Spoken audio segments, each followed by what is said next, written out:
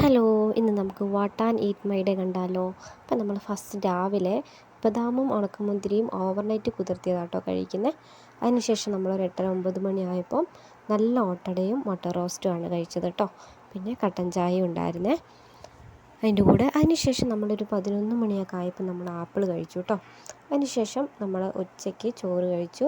ഇന്ന് ബീട്രൂട്ട് തോരനും മീൻ കറിയും മീൻ ഫ്രൈ ചെയ്തതും തുറമാങ്ങയായിരുന്നു കേട്ടോ. തുറമാങ്ങ നമ്മൾ കടയിൽ നിന്ന് വാങ്ങിയതാണ്. അതൊക്കെ ഫുഡൊക്കെ കഴിഞ്ഞ ശേഷം നമ്മളൊന്ന് ഉറങ്ങി എണീറ്റ ശേഷം നമ്മൾ ചായ കുടിച്ചു. പാൽ ചായ ആയിരുന്നു കേട്ടോ. ചിപ്സ് 2 ടൈപ്പ് ഉണ്ടായിരുന്നു, മധുരമുള്ളതും മധുരമില്ലാത്തതും. അതിനുശേഷം നമ്മളൊരു ബനാന ഫ്രൈ ചെയ്ത് കഴിച്ചു.